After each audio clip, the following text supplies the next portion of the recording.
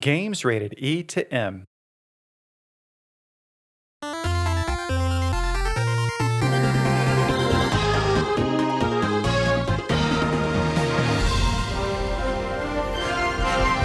Welcome to Nintendo Power Podcast. This episode, we look back on 30 years of Super NES, its best games, and our favorite memories.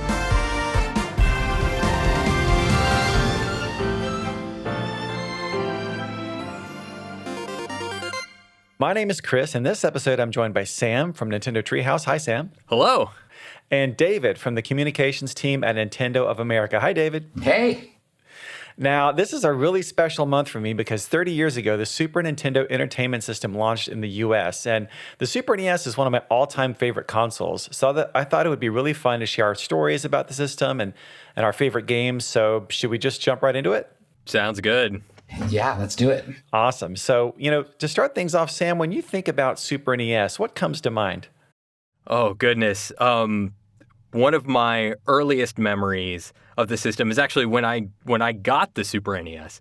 When my dad would get home from work, he would bring us like a Ghostbusters figure or something like that. The real Ghostbusters cartoon was on at that time. We were really into it. And every now and then he'd bring us a toy. But I remember coming home from school one day and my dad was already home, which was rather unusual. And he said that he had a surprise for us. And we didn't know what it was, but we were expecting something on the level of, like I said, a Ghostbusters toy or Teenage Mutant Ninja Turtles or something like that. So he said he had hidden it somewhere in the house, and my brother and I, we tear off. We start running all over the place, looking for what this could be. I remember looking under the couch cushions on the couch. My brother's like in the oven, in the kitchen, and for whatever reason, we never went into our bedroom. We shared a room at the time. And I don't know if my dad had to kind of prompt us to lead us in there or what. But I remember when we went into the bedroom, there was, on top of our little white dresser, there was a small 13-inch CRT TV, and hooked up to it was the Super NES, and Super Mario World was already inside, and it was running that sort of title screen, that attract screen. And, that was, if I think about kind of pivotal moments in my history, like a moment that sort of changed everything and set my life on a different course, that's got to be one of them. I mean, that was the day that we got the Super NES. I was pretty young, so I don't remember what the exact timing was, but I feel like it was probably around launch if I'm trying to put together context clues for what games were available and other things that we might have borrowed from friends at the time. It had to have been right around launch. And yeah, that's what I think of when I think of the Super NES. It's kind of like the beginning of my gaming journey. It was my first console. That's amazing. What a cool dad. I mean, yeah. What a surprise. That's a lot better than anything you could have found under those couch cushions, for sure. Right. No, it was a total surprise. I don't remember ever asking him for it. It was just totally this left field thing that ended up being like I said, this shift in the course of everything that happened after. So yeah, that was a big moment for me. Well, that's awesome. And David, I think you started working at Nintendo right before the Super NES era started, right? So what was that like? Oh, I did. I started in 1990. Actually, it was in August of 1990. So the Super NES came out about a year after I'd been there. And, we at Nintendo were all very excited about this new system. We were hearing some things about it. Our competitor at the time, Sega, was giving us a hard time because they came out with a 16-bit system first. So they were teasing us in their advertising and everything. But then when it finally came out, and we, started playing games like Super Mario World and F-Zero and Pilot Wings. You saw the Mode 7 graphics, right? The way that graphics could twist and grow on the screen, and it was really amazing just to see that come to life and to play those great games that came out on it. I think of that, and then all the great RPG games that came out on the Super Nintendo Entertainment System were fantastic, and one of my favorite games of all time. Course, so that came out on that was Super Metroid. Awesome. Yeah, that's definitely one of my favorites too. And for me with Super NES, I absolutely wasn't at Nintendo, but I was working for a video game magazine at the time, and I was like the lowest guy on the totem pole. I think I basically just had like a maybe even at that point an after school job, or no, I would have just graduated high school. But it was one of the upper guys, one of the upper writers, had a Super Famicom, and this was like maybe close to a year before the Super NES would come out here. So this was my first look at the system, or at least the version of the system that launched in Japan. And he also had with it Super Mario World, Pilot Wings F-Zero, and Final Fight. And I just asked as nicely as I could I please borrow all this for the weekend? And I don't know why he trusted a kid like me at the time with all that gear, but he did. And I took it home and I spent the weekend just kind of swapping cartridges. I'd play Super Mario World for 10 minutes and put in F-Zero and then put in Final Fight and Pilot Wings. And I was trying my best to beat all those games before the weekend was over, and they were all really, really amazing. And you look at something like Super Mario World, which was a great comparison to Super Mario Brothers 3 had come out not long before that and was an amazing game, but you could really see the leap in graphics and sound and the ability to save your game, things like that in Super Mario World. And then Pilot Wings and F-Zero, like you said, David, had that Mode 7 technology. So for the first time, it felt like you were kind of in a pseudo 3D world where the camera could spin around and show it from any angle. And so that just felt brand new. And I'll never forget that weekend of it was the nicest sunny day outside, but I was just happy sitting inside in front of that TV, just playing all these games one after the other. So, there are a ton of great Super NES games, and I'm sure we've all got our favorites, and we'll make sure we get a chance to share what all of those were. But I thought it might be fun to start with a top 10 list actually that ran in Nintendo Power magazine back in August of 2008. Back then, they picked their top games for every Nintendo platform that had released to that time. And so I have here the top 10 Super NES games as chosen by the editorial team at Nintendo Power Magazine. And I can tell you I was part of that discussion. And the list that we're going to run through now is kind of representative of compromises that the whole team made. We all felt very passionately about about which games would go on the list and in what order. So everybody has their own list, their own favorite order, and this is just what we came up with at the time. But I thought it'd be a great way to kick off the discussion. So, starting at number 10 was a game called Super Castlevania 4. Sam, is this a game that you ever had any experience with? Oh, yeah. And it absolutely deserves to be on that list. It would be on my personal top 10 also. Coming off of the excellent Castlevania games that were available on NES, story-wise, Super Castlevania 4 is really kind of a remake of the first game again in sort of this like new 16-bit styling. But one thing that is so memorable about that title is the soundtrack. I think with the new sound capabilities of the Super NES hardware, they were really able to create an atmosphere and set a tone that was very unlike what they had done on the previous generation hardware on the NES. I mean, you had this sort of this melancholy journey, but you also had those just amazing Konami tunes that they were well known for also. So yeah, I recently played through, well, I say recently, within the past 2 years, I have played through Super Castlevania 4 again to completion, and it absolutely holds up. I adore that game. Yeah, I agree, Sam. I mean, that is a fantastic game. I haven't played it as recently as you have, but I agree that sound, the great sound that was in that game and the music and everything really set the creepy tone and set the stage for the game. I also like the sort of layered backgrounds and graphics that you could see in that gave it this a depth to the visual experience. And then the ability of the Super NES to have boss characters that were so much bigger than you saw on the NES. I really remember that game. It's the smallest detail, but for whatever reason, I always have to do it every time I go back and play the game, is where you could just sit there and crouch down and kind of hold out your whip and just kind of freely shake it up and down in any direction and make the whip just kind of, go around like crazy. And if someone just happens to walk into it, they take some damage. That was a little thing. I remember that. Yeah, that was useful for taking down some of the enemies where you didn't want to have to rely on your personal timing to get the whip attack just right, you could just sit there and kind of flail it, and enemies would come to you. You wouldn't have to worry about going to them. Absolutely. Well, moving down the list at number 9 was Super Mario Kart, and I just remembered I was going to mention that a lot of these games, a lot of the best games, honestly, that came out for Super NES are available now to Nintendo Switch Online members. There's a collection of NES and a collection of Super NES games that total over 100 titles.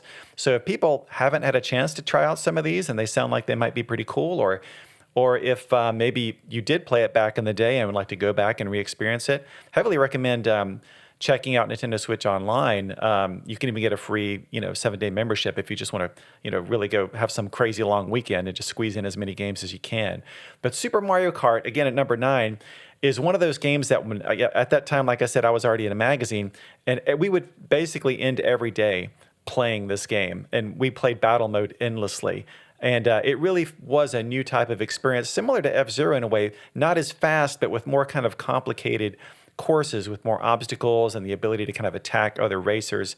It's crazy to think that before that game came out, we didn't have Mario Kart, which has been such a, dominant game series on every Nintendo console that's come out since then. But David, what was it like the first time you experienced Super Mario Kart?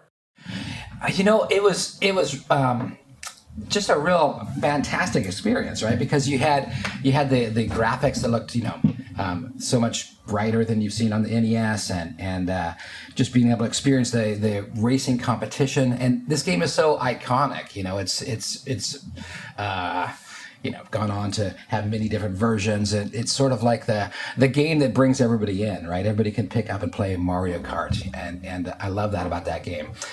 We also did some after work playing of Mario Kart at Nintendo. We had some great battle modes. Some super balloon battles. That we had some fierce competition in. Yeah, office bragging rights were pretty big with that game for sure. Oh yeah. Sam, how about you? Were you big into Super Mario Kart back in the day? My memories of Super Mario Kart were getting my butt kicked. It wasn't a game that I owned when I was younger, so my experiences were playing it at friends' houses.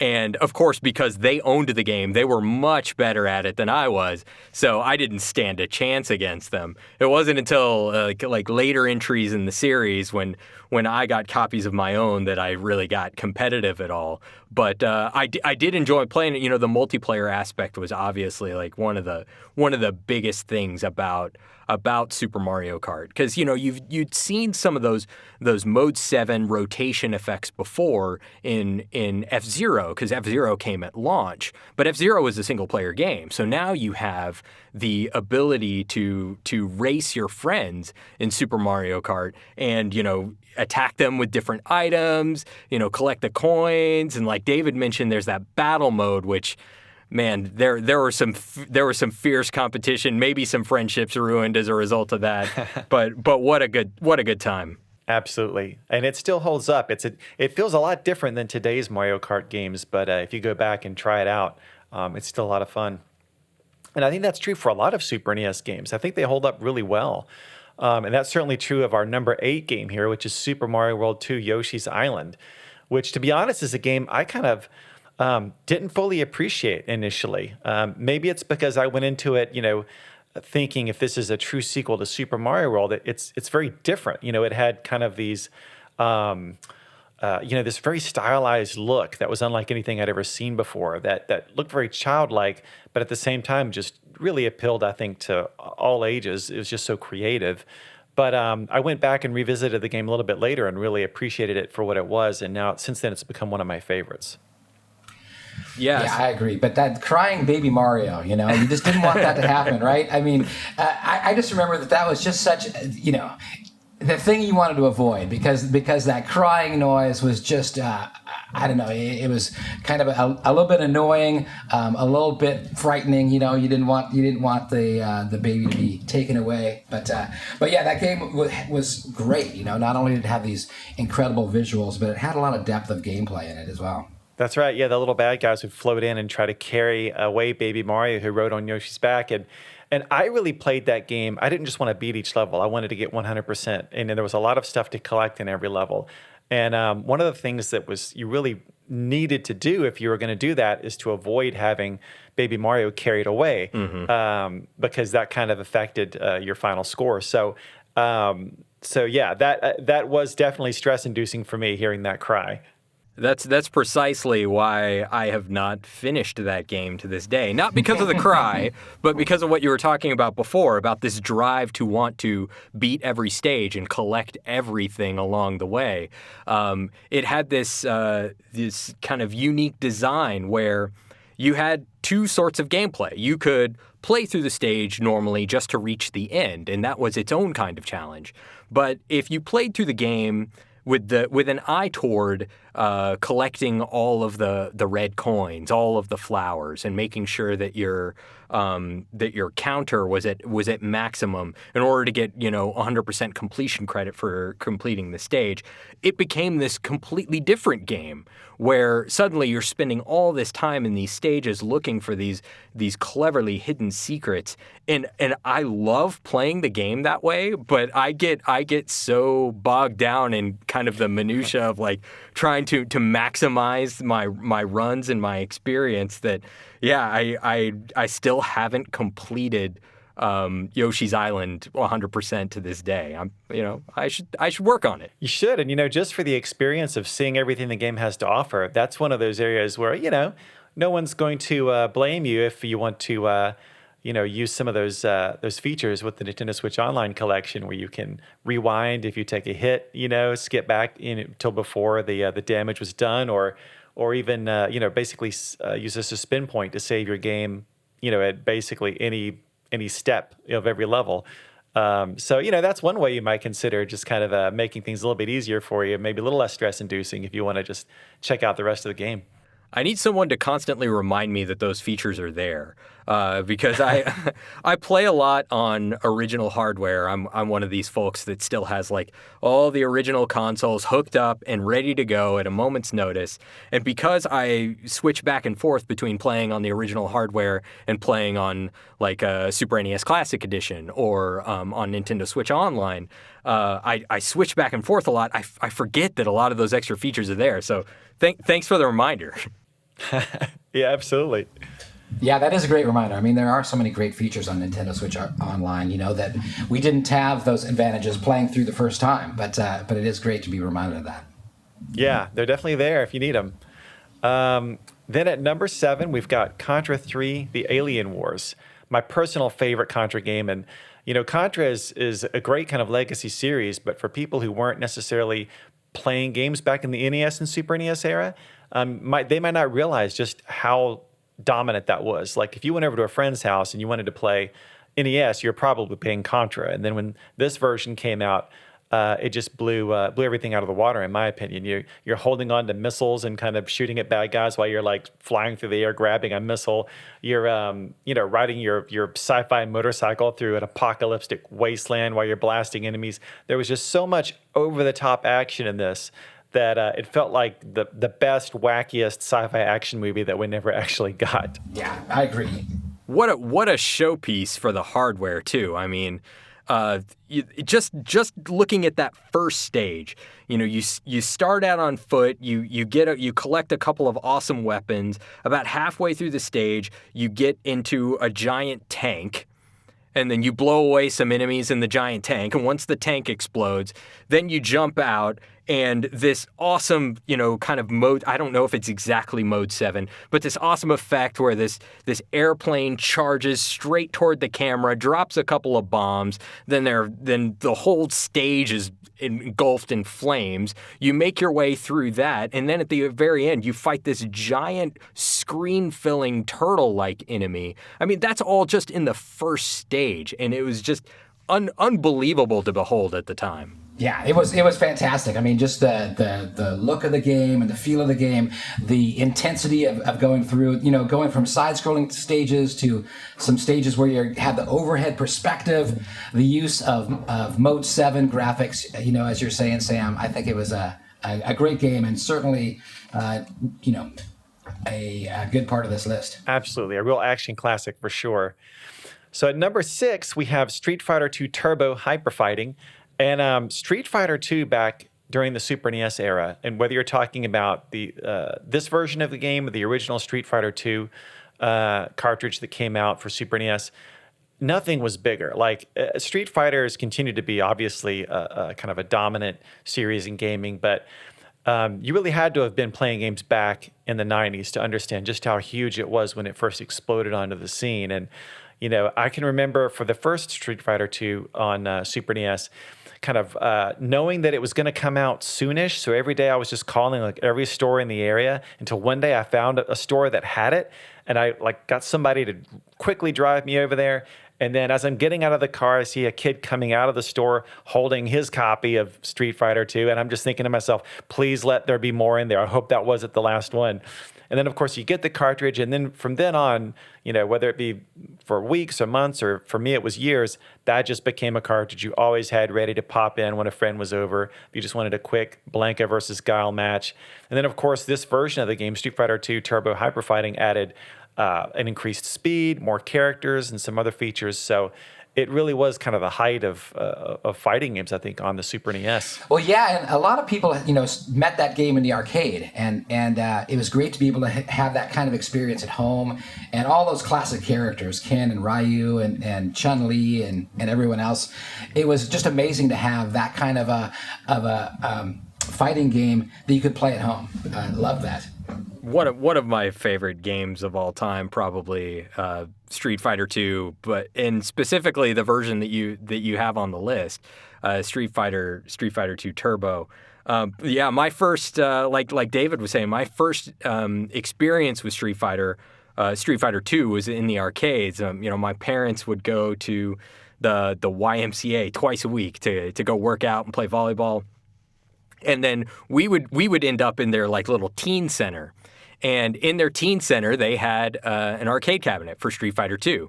And that's, you know, I was pretty young. I didn't have a pocket full of quarters at the time. I couldn't spend too much time with it. But I remember, you know, those moments that we did get to play Street Fighter II were really special. And then when we found out that it was coming out on Super NES, we were in Blockbuster, and we saw it, you know, for rent. And so we rented it. My brother and I took it home. We played the mess out of it. We got all the way up to M. Bison. But, you know, that game doesn't have like a save feature or anything like that. So we probably weren't supposed to do this, but we left our console on for like the next 3 days for the remainder of the rental period because we didn't know if we'd ever be able to get back to Bison. And we just kept coming back to it and trying to beat him. And I can't remember if we ever actually did. But that's one of my favorite memories of Street Fighter II. We never actually ended up owning the first version, though. It was Street Fighter II Turbo. When that came out, that was the one that we eventually got.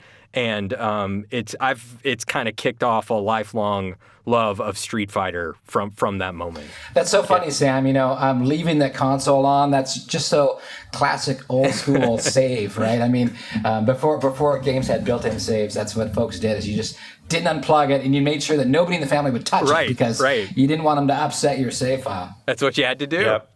There are games I couldn't have beaten otherwise, like the original Mega Man. You know, I would just leave these things on all night so I could sleep. Then I'd get back at it Saturday morning or something like that. But yeah, Street Fighter II Turbo Hyper Fighting. You know, people don't remember too, or you know, people who weren't around playing games back then won't know that you know, there really weren't fighting games before Street Fighter II. Obviously, there was the original Street Fighter, but it was quite a bit different and didn't really catch on. Certainly not to the degree that the sequel did. And you know, there was some games like Karate Champ or what have you before that kind of looked like a fighting game, but it really was the modern fighting game was kicked off with Street Fighter II. And I remember looking at it as a person who, you know, had never experienced a game like that before. And to me, it was like, oh, they just took basically the boss fights of a game and cut out all the filler, you know, all the filler enemies. Yeah. And it's just boss fight after boss fight. And each character could do so many different things.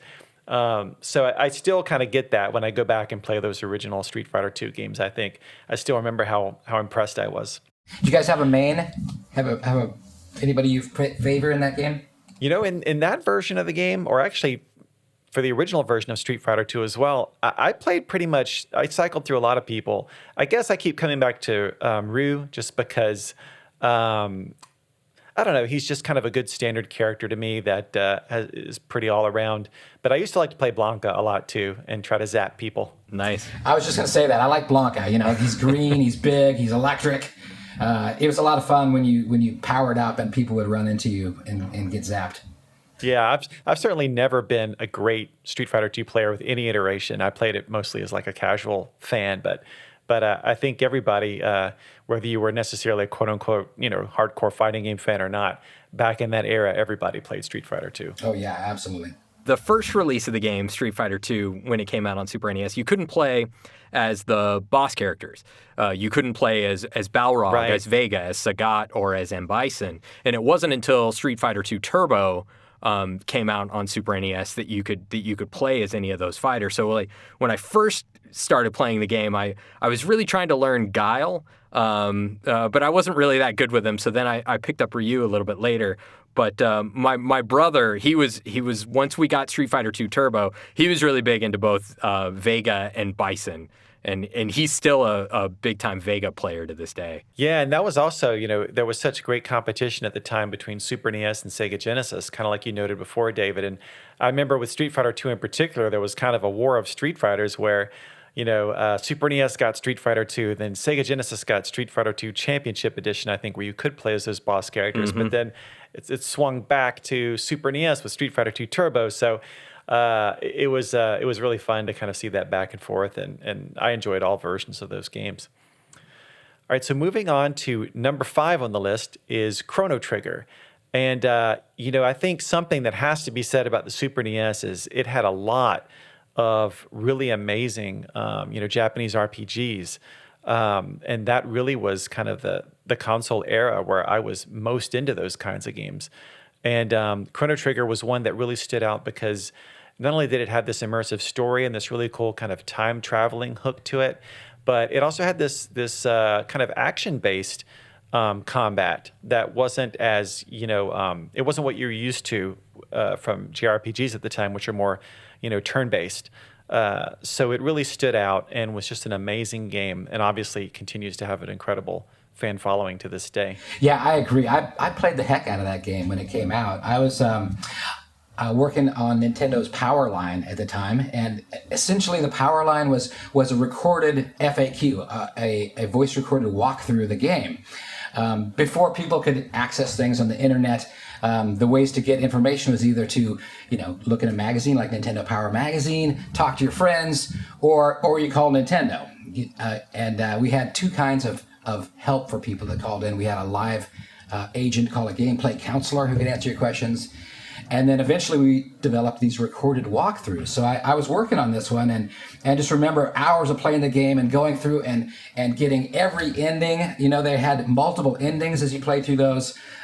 Just a really fantastic game that had so much story and so much depth to it. I'm so mad at myself for missing this game at the time. When I was a little bit younger, and so I didn't have access to everything. I've certainly tried to remedy that now. I'm a bit of a collector. I buy a lot of Super NES cartridges and all that. But I didn't have Chrono Trigger at the time, and my only exposure to it was again at friends' houses, and I could see that there was this amazing adventure there, and there was so much to discover and explore. But when you're over at a friend's house for only a couple of hours, you don't really get a good sense of what that is. So it wasn't until the Nintendo DS release later that I picked up Chrono Trigger and had the opportunity to play all the way through it, and now it's a top 10 game for sure. I was the exact same way. Like I missed out on it at the time and was aware that people were really responding to it very passionately. But it wasn't until Nintendo DS that I really dug into it. And I was like, it really holds up. I see what all the fuss was about. And moving on to the list, we've got number 4 is one of my all-time favorite Super NES games for sure. One of my all-time favorite games, period, Super Metroid. And, I remember when I was a kid and I played the first Metroid game, that was at a time, I think, 1987, before we really had game magazines, or at least at the very least before I was kind of aware of them and reading them. And there was no internet, obviously, so you had no idea what was going to come out. I think maybe you had Nintendo Fun Club newsletter if you subscribed to that. And I was at Toys R Us, and back in those days, when you were looking shopping for games on the game aisle, they didn't actually have the games packs for you to just pick up. You took a little ticket to the cashier, paid for it there, and then you went to this little booth area past the checkout aisle, where inside this locked booth area was like just stacks and stacks of games. It was like, the Scrooge McDuck treasure room of games if you were a kid. I was going to say, just like, did you ever peek your head back there and just imagine what it would be like to be amidst all those games? I know, to be the person in charge of all those games. But that's what I would do, actually. I'd kind of like look really close because the whole thing was, kind of glass. And I would try to see sometimes if there are any games that were stacked up on those tables back there that I didn't see out that had been put out on the aisle yet. And that was the first time I saw Metroid. It was this stack of silver boxes. And I'd never seen the silver box game before from Nintendo. So I thought, ooh, right away, this must be special. And based on basically that alone, I got the game, took it home, and was just blown away by this new type of action game that was a great action game. It had all of this exploration, and the whole world was kind of like this big interconnected puzzle, and it really drew me in. But what I didn't realize at the time, until you'd played Super Metroid, in between there had been Metroid 2 on Game Boy, but that was very much a scaled-down experience for that platform. So when you got Super Metroid and they introduced a map, which it's hard to believe it now, but if you go back to that original NES Metroid, there's no mapping feature. Super Metroid had just amazing graphics, like all this extra atmosphere and the music and everything. It really was just that original idea perfected, in my opinion, at the time. And that became just one of my favorite games that I've, despite, it's a fairly lengthy game, fairly sizable world, but I had to run through and get 100% of all the missile tanks and energy tanks, and I've been through that game several times since. Yeah, I agree. That's one of my favorite games of all time as well. Just the kind of spooky atmosphere. You're exploring. You're on your own. You have that music in the background. That it just kind of is a hint at maybe some imminent doom that is just up around in the next room. Absolutely love that game. I'm a fan of the Metroid series in general. I'm very much looking forward to Metroid Dread that's coming up, and Absolutely. Great games. I played Metroid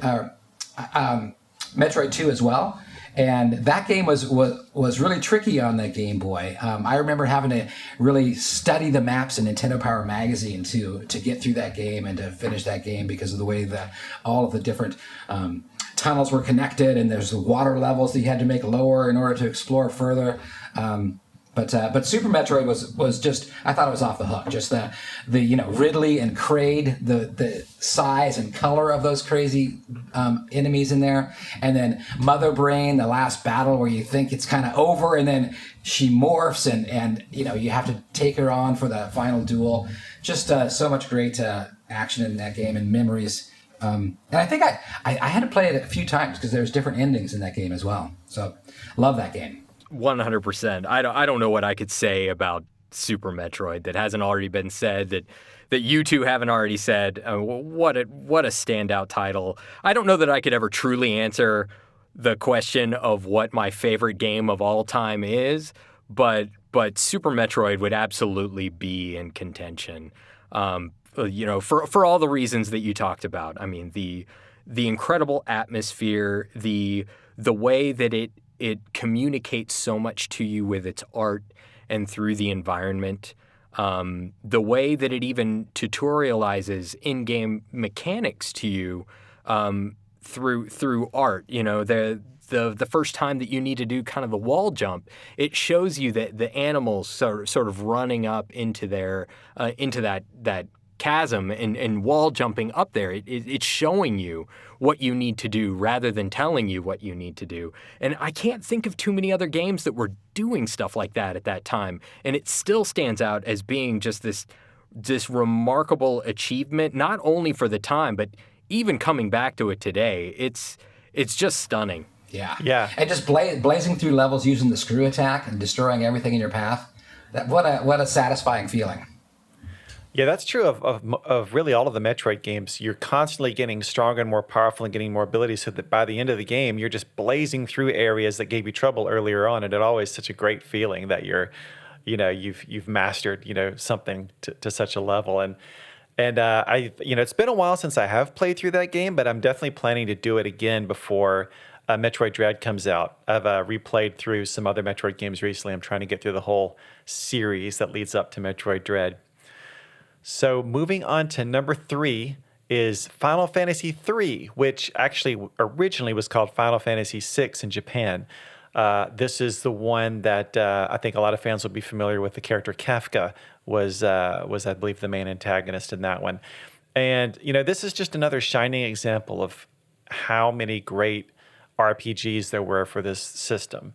Complex, increasingly complex worlds, storylines, some real emotional stakes. Did either of you guys have a lot of experience with this particular Final Fantasy game? I do not. I'm aware of how well thought of this game is, and that has always kind of elevated its profile for me as something that I eventually need to get around to. This is something that I certainly want to experience myself, but I didn't play this one at the time, and I know that people love it, and even when they consider their favorite Final Fantasy games of all time, this one keeps coming up near the top of the list, if not at the top. So it's definitely something I want to get around to at some point. Yeah, I remember playing the Final Fantasy games. Final Fantasy and the Dragon Warrior games were really my introduction into RPG games. And I remember when this came out on the Super NES, this and Final Fantasy II, just the music, right? I mean, the musical score were just epic, and it drew you into the experience and drew you into the storyline. It was really, really a great experience. Yeah, the world building in this game, the story, so many great twists and turns and memorable moments. It really was epic in every sense of the word. And a great example, like I said, of the genre on the platform. Moving on to our final 2 games on the list, here at number 2 is Super Mario World. And obviously this game came with your Super NES if you bought it at launch, and I think for a while after that too. And, wow, we touched on it before, but, coming off of Super Mario Brothers 3, which was an amazing game in my opinion, and I think a lot of fans would agree, but then you see the jump from that to Super Mario World with the brighter colors, the bigger character sprites, the much, much better improved sound that you could get from the Super NES, sound effects and music. The fact that you could save the game. I think this game still has my favorite use of the map screen, in between worlds. So, we're going to get into this game a lot more in a little bit. It's going to be our featured game in the Nintendo Power Game Club segment. But just very quickly, for a lot of people, this was their first experience with Super NES was with this game. Sam, what was your first, kind of experience with Super Mario World? I mean, I talked about it a little bit earlier, but that was the game that was running in our Super Nintendo when we first discovered it, and we played it for weeks on end. There's so much to discover in that game, and like you said, we'll get a chance to talk about it a little bit more, but the world itself and how you move through the different areas and how Mario just has this kind of lasting effect and impact on the environment, because as you clear a stage, the path is literally drawn for you, and in some cases the terrain deforms to move you along through the environment. I mean, it's... Yeah, we'll talk about it a little bit more, but it's such an impactful game for me, and I think that for as far as 2D Mario games go, it could be nostalgia speaking, but it really is kind of the pinnacle of 2D Mario for me. Yeah, I agree. I mean, it's such an amazing game. There's so many great moments in there. You have sorts of little surprises when you find a new area or you discover a new hidden item, and so many great, iconic characters were introduced in that game. I was just noticing Charging Chuck, of course, who's made his debut in Super Mario World, but we just saw him in Mario Golf Super Rush. and he's looking better than ever. So there's just so much packed into that game that not only was a huge impact at the time, but there's, we're continuing to see the legacy of that game rolling out in other Nintendo products. Absolutely. And like I said, we're going to talk more about that game in just a few minutes. But to finish off this list, coming in at number 1, The Legend of Zelda: A Link to the Past. And I don't think that's much of a surprise. I think, everybody could have their own list. There could be a lot of games you could argue for number 1, but I think it's hard to argue against The Legend of Zelda: A Link to the Past as being one of those games in consideration because, the first Legend of Zelda game came out and was such a breath of fresh air and a big new experience on the NES when it debuted. This idea that you could kind of go in any direction, even play certain dungeons out of sequence, and there was just so much to do and find and explore. Then the sequel to that game on NES, Zelda 2: The Adventure of Link, was very different. It had a lot of those same thematic elements, but all of the action was now 2D, and there was just a lot that changed from that original formula.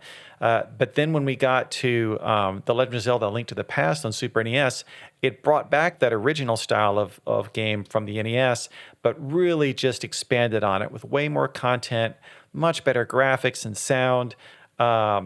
Just everything was taken to a higher level with this version of the game. Yeah, you're so right, Chris. Legend of Zelda is what really drew me in to Nintendo consoles. The first Legend of Zelda game, I played the heck out of it, and there wasn't really any easy access to secrets and information. So I'd have to, talk to friends and say, "Well, did you find the candle? Where'd you find it?" All the different things. But it was great the way you could explore and you could experiment and trial and error and work your way through that game. And then when Link to the Past came out, like you said, it was just an expansion of that, right? I mean, you had all that and more. You had the dark world and all of the different things you could experience there. Just a fantastic experience. Oh, certainly. I keep coming back to the ability of the Super NES hardware to affect the atmosphere of these games, and in a lot of ways, it keeps coming back to the sound. I remember, when you first turn on The Legend of Zelda: A Link to the Past, you're inside of the house and you have that music playing, but you can hear that sort of low drone of the rain.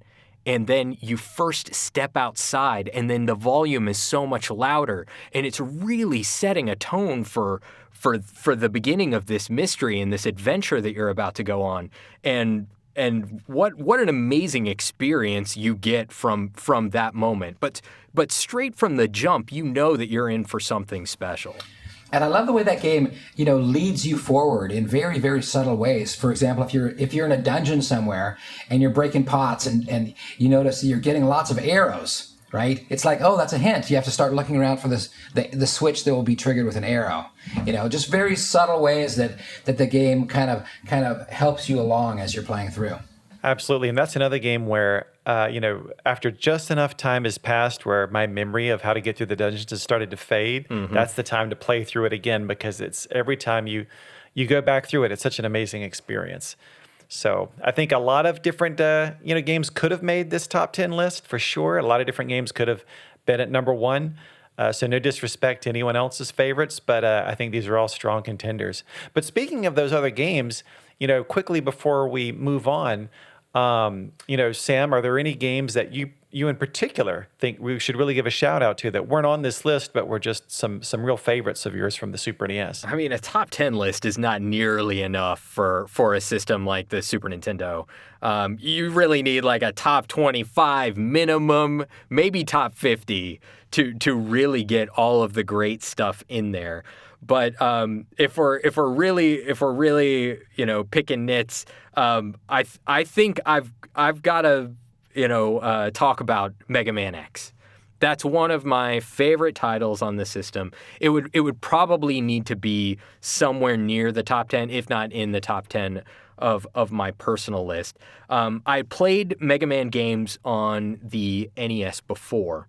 And a lot of similar elements were brought forward for Mega Man X on Super Nintendo. You know, you still have the boss selection screen where you're selecting one of them, and there's still the mechanic of, you know, collecting a boosted weapon from a boss that you defeat, and then trying to find the best application for that to exploit the weakness of the next boss.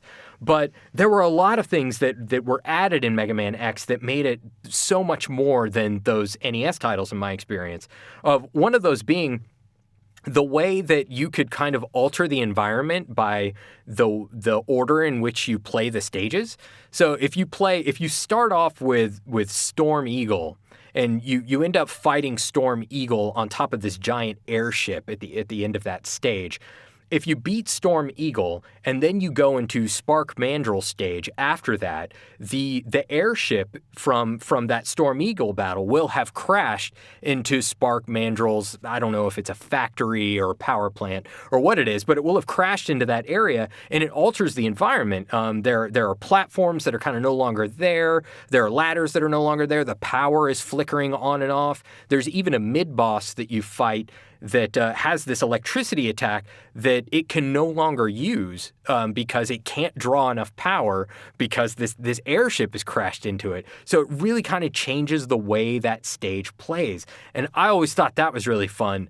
But the other thing that they added in Mega Man X that I loved was the ability to enhance your capabilities for these armor upgrades. So you could get the boots that would give you this acceleration ability. You could get the armor that have the damage that you would take.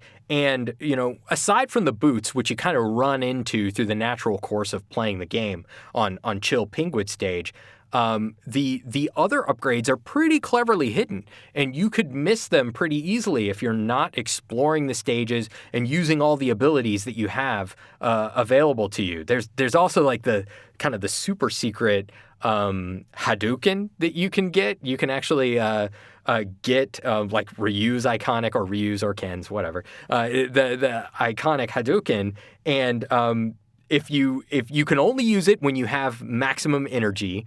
But when you do use it, it'll destroy any enemy, including bosses, in one hit.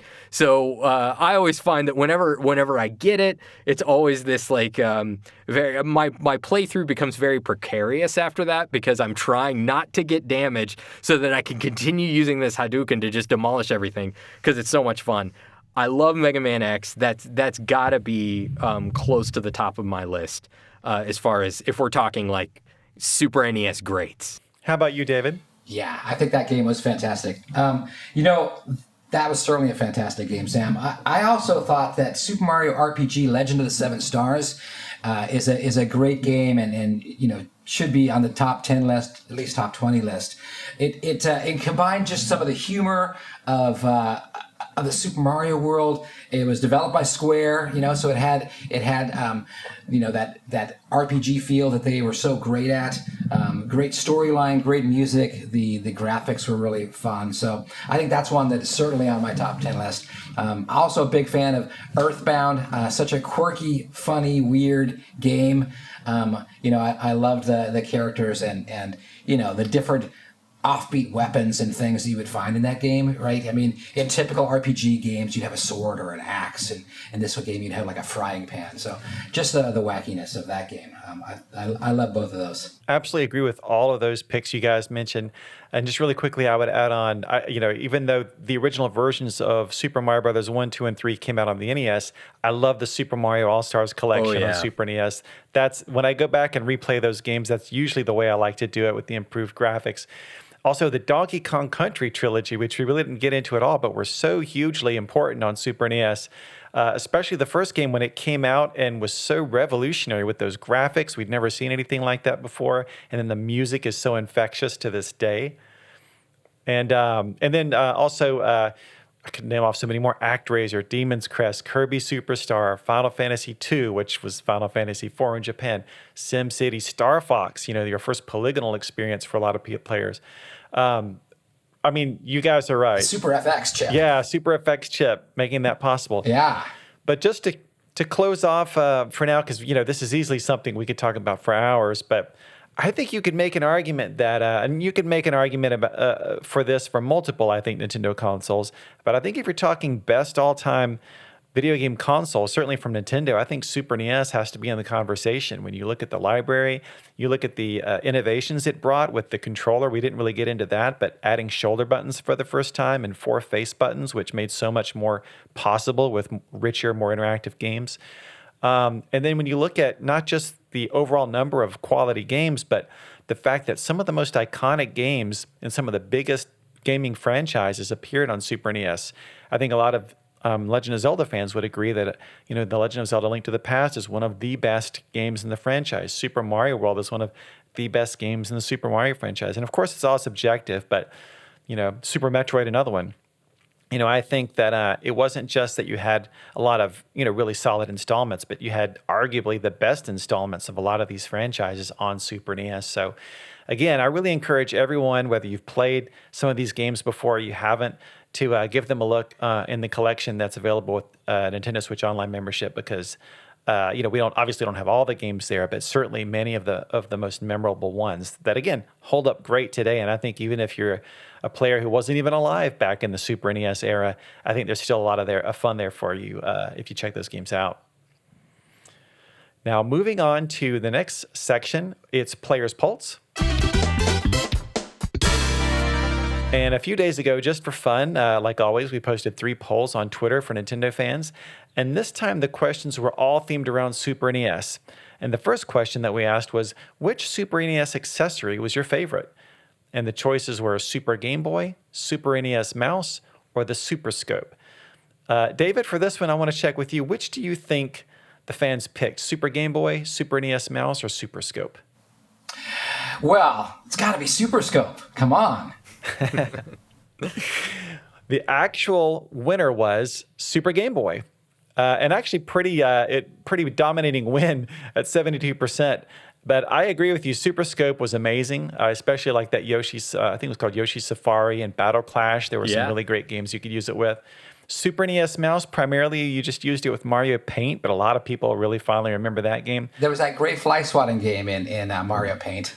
Yeah, that they brought back in the first Mario Maker, Super Mario Maker. They did, yeah, that's right. Yeah.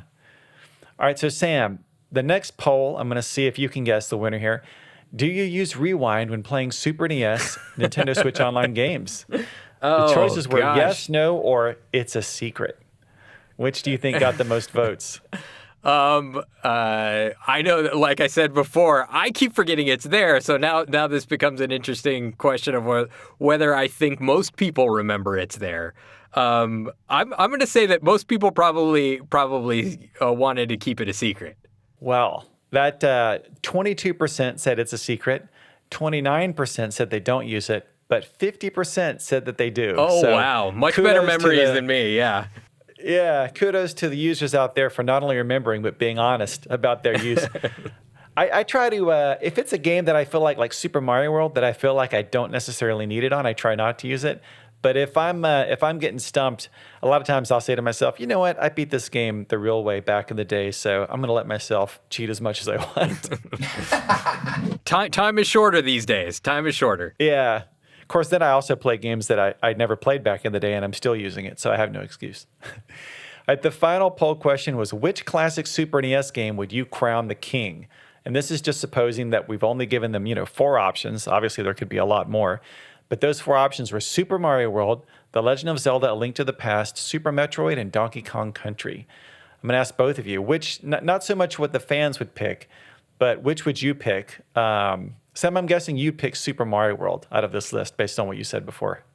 Like I said, I don't know that I could ever choose one greatest game, but for me it would be Super Metroid or Super Mario World. Absolutely. David, how about you? Super Mario World, The Legend of Zelda: A Link to the Past, Super Metroid, or Donkey Kong Country? Geez, Sam, you're right. It's like asking a parent to choose their favorite child. Precisely. It's a tough question. My favorite is Super Metroid. I'm a huge fan, so yeah. I'll go with that one. All right. Well, Super Mario World got the most votes at 34%. The Legend of Zelda: A Link to the Past right behind it at 31%. And then Super Metroid and Donkey Kong Country pretty much split the votes after that. It was very close between them.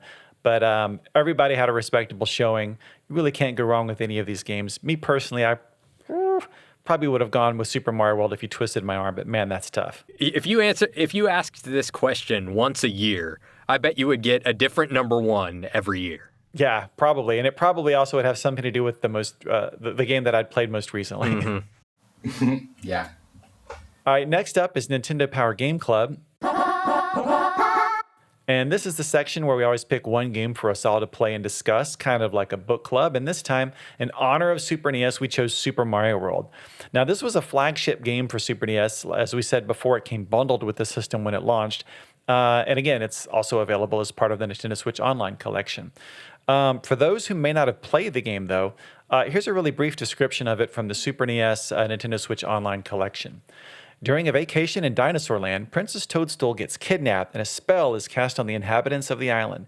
When they stumble upon Yoshi, Mario and Luigi learn that Bowser is responsible for the terrible misdeeds. Now, Yoshis are trapped in magical eggs that Bowser has hidden throughout 7 castles. Many hidden paths aid Mario in making his way to Bowser's castle, completing 74 areas and finding all 96 exits. Discover items, including a feather that gives Mario a cape, allowing him to fly, and a flower that lets him shoot fireballs, and layer upon layer of 2D scrolling landscape. You can even ride Yoshi and swallow your enemies. Now, to kick off our discussion, I wanted to share 3 comments that some fans shared with us on Twitter and Facebook. And first up is Taylor, who said, "My best memory of the game was when I first got my Nintendo Switch and I played the game with my Nintendo Switch Online membership. My dad came down and saw me playing it. He shared with me his memories of the game from his college days, and we played it together after that." And Joseph said, "This was the first game that I recall having entire hidden worlds and multiple paths. I spent hours just looking through each level for any subtle hint that there was an alternate exit. I also recall the first time I saw a ghost house level, which is now a staple in the series. All of those ghosts floating around really sold the fear for me, and I had to get through them as fast as possible." And then finally, Cohen added, "Super Mario World is a timeless classic. My parents bought me the Super NES bundle that came with the game for my 5th birthday, and I never looked back. I still have the locations of all 96 exits memorized to this day. It's the video game version of comfort food." So, David, were you, we talked about Super Mario World before, but how would you expand on it now? Like, and have you played it again recently? Like, what still strikes you about Super Mario World above everything else? It's just the fact that you are just constantly surprised. You're constantly finding new things and new secrets when you play through that game. Not after playing it through it multiple times, you might know a lot of the secrets, but just the first time playing through, there's just so much stuff that's hidden in there and so much, amazing things to discover.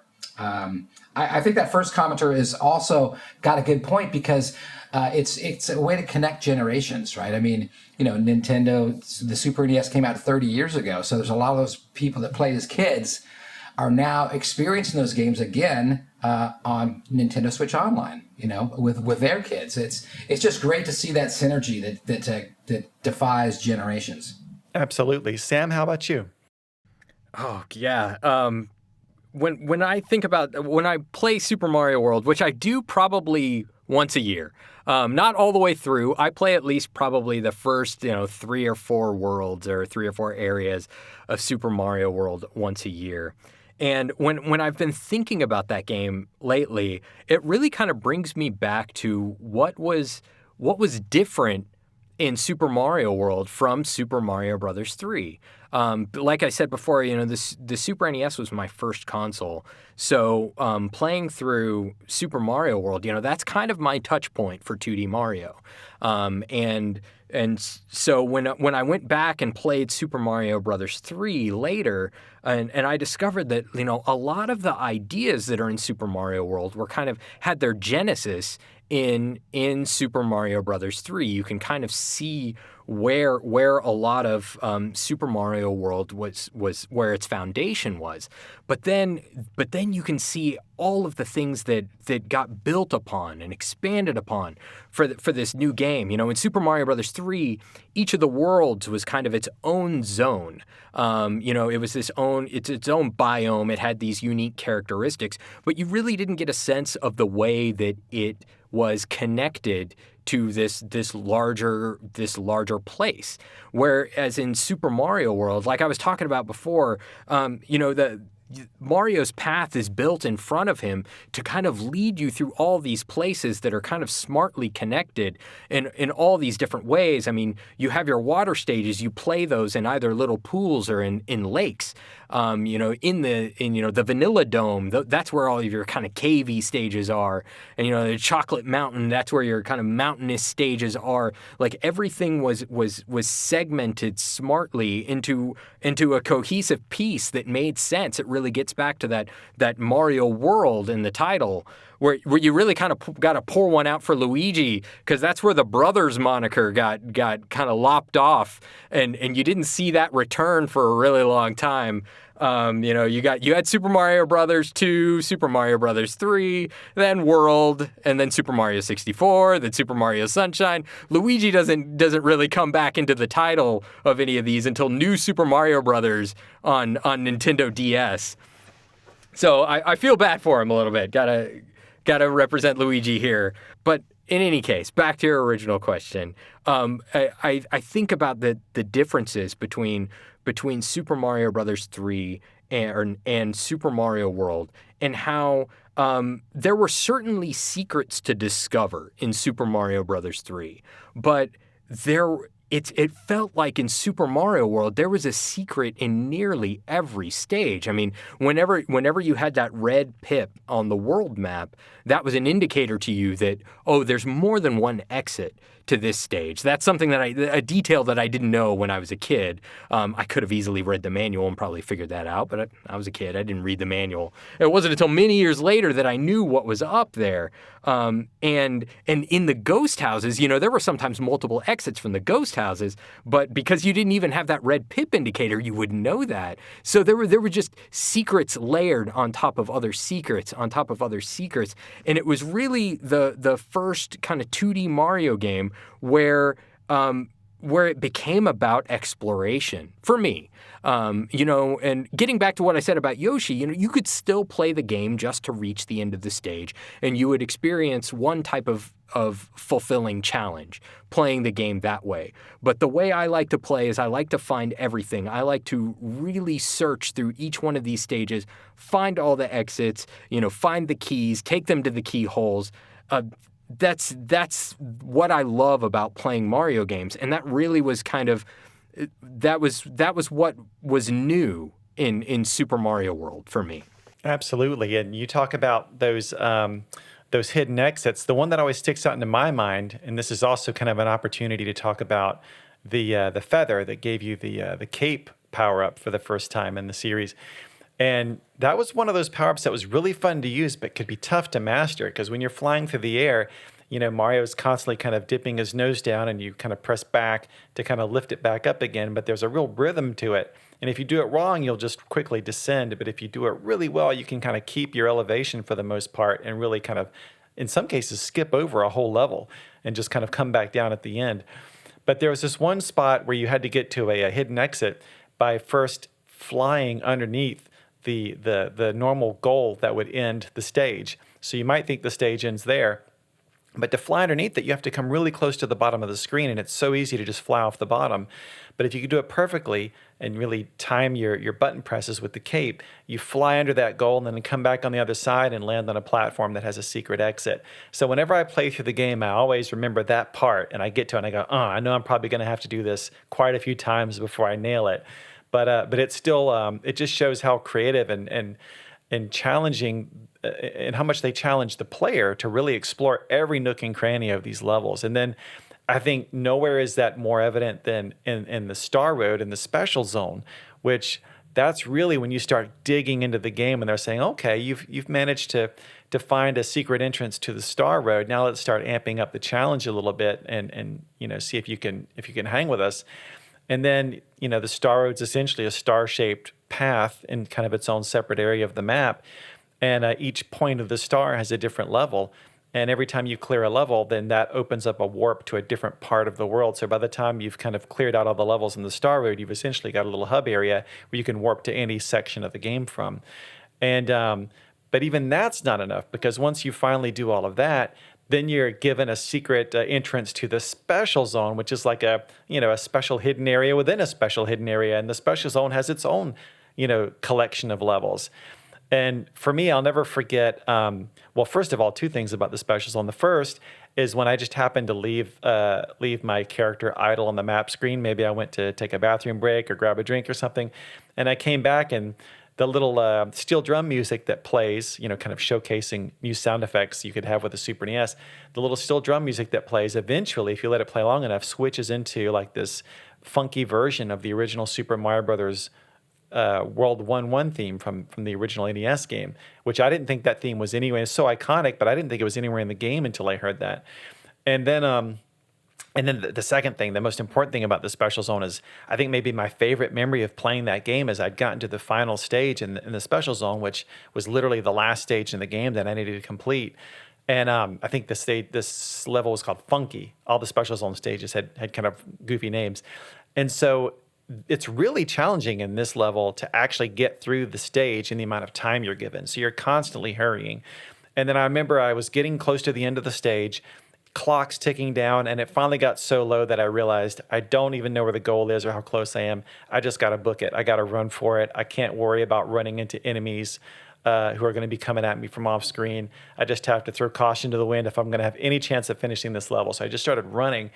But right about that time, they really didn't throw any more enemies at me. I was just running across a flat plane, and slowly, kind of above me, these coins started scrolling onto the screen that were spelling out words. And as I'm running and keeping an eye on the clock, 10, 9, 8, 7, I realized the coins are spelling out, "You are a super player." And just as I finished reading the complete message, I hopped on the goalpost, just a couple of seconds to spare, ended the level. And I was probably jumping up and down and screaming. I was so amped at that moment. I just done the ultimate challenge in the game, made it to the end, and the developers even took that moment to say to you, basically, "Wow, nice job. You're a super player for doing this." And that continues to be one of the most magical gaming moments for me. Wow, that's fantastic. I remember those areas in the special zone were particularly challenging.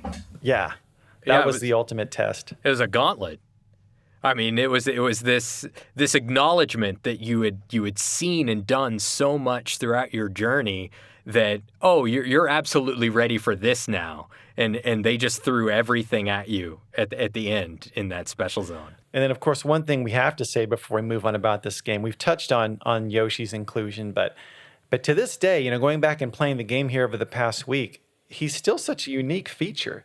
I mean, this idea that you're joining your character with another character that changes how you play, and from being able to swallow up enemies to, you kind of hate to admit it, but there's moments when you're playing this game where you realize that you're jumping a chasm and you're coming up just a little bit short, and the only way to make that jump is to sacrifice Yoshi and hop off the saddle and reach safety while he plummets to his doom. And to be honest, there's probably a pile of Yoshis I've left in some of those chasms.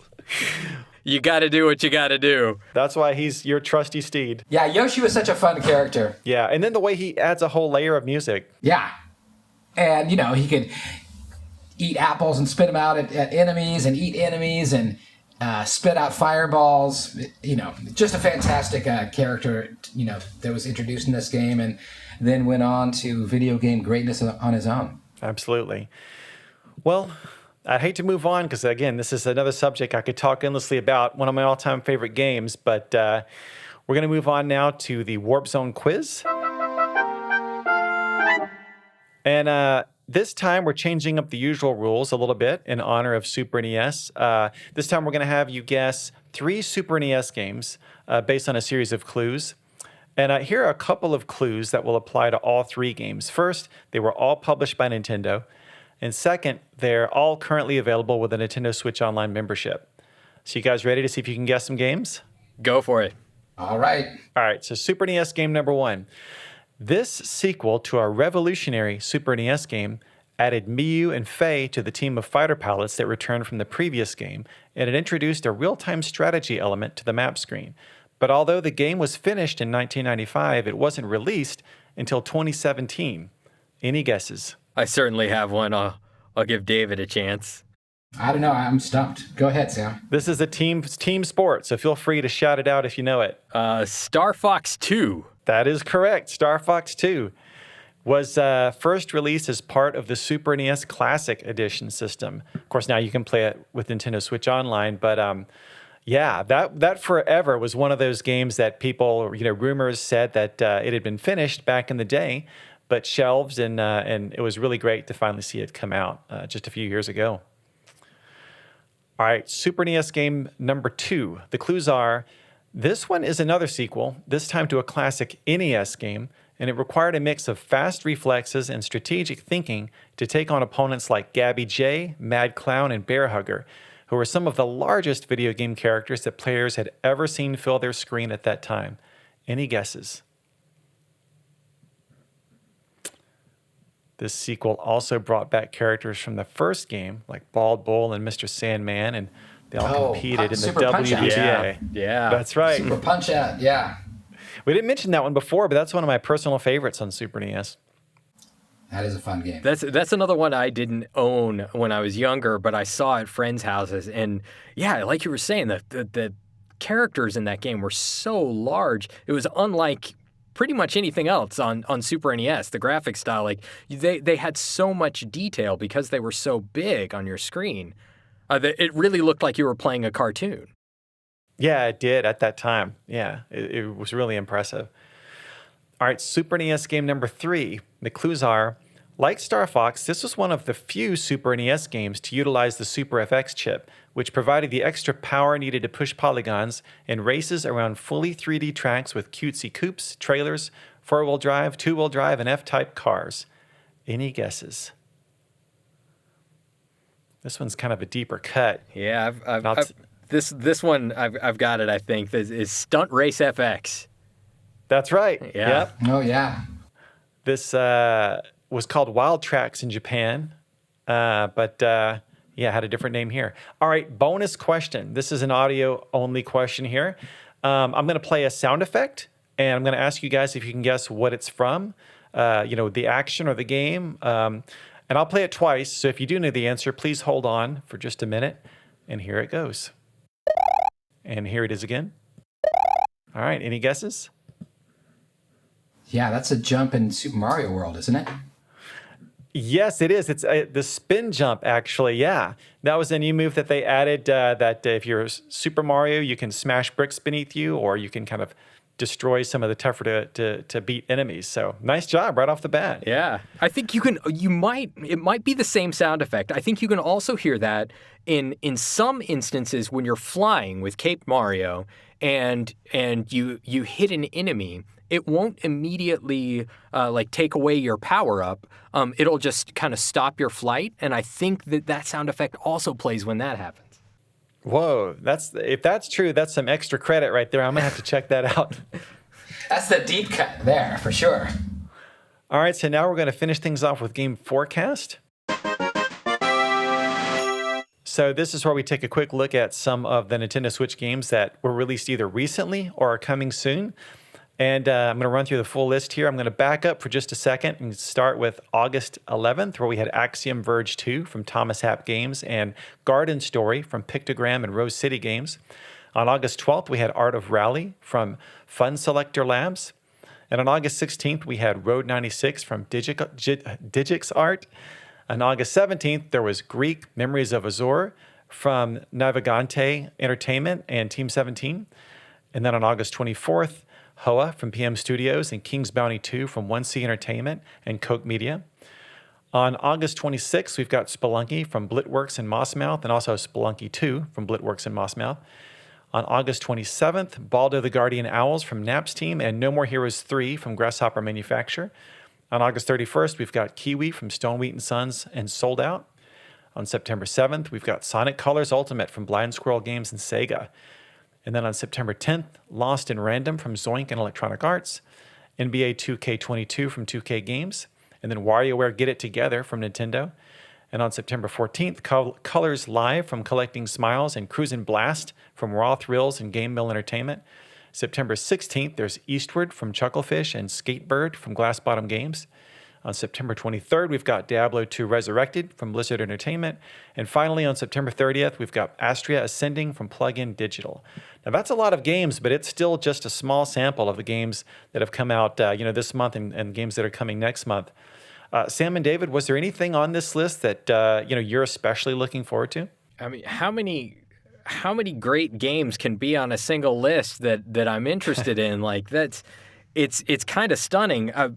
I went through and I watched. I've seen trailers for a lot of these, and one that really stood out to me was Road 96. It's kind of this run-based narrative adventure, and I just from watching the trailer, it immediately jumped out as something that, I think I need to try this and see what's going on here.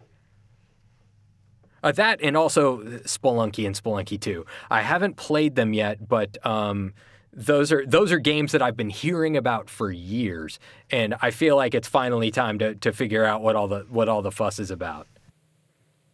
Same here. I definitely got to see what all the fuss has been about. David, how about you? Well, for me, I am really excited for WarioWare Get It Together. I'm really excited, to see this game and all the multiplayer ways that you can play in this game, and Wario's crazy cast of characters coming back. It's just a great experience, and I love that because you can play it in short little bits of time, or you can sit down and really dig in and get good at all the different micro games in there. That and Eastward. I'm looking forward to that just because I've liked all the other games that Chucklefish has done in the past. This game looks really exciting. It looks like a lot of fun, so I'm looking forward to playing that one as well. Couldn't agree more on all those games. They all look really interesting. Axiom Verge 2 is actually one that just recently released, so I'm playing that now, and I love any kind of Metroid kind of action exploration game, and I enjoyed the first Axiom Verge, so that's a lot of fun so far. No More Heroes 3 I've been waiting for a long time. I enjoyed the first two games on Wii.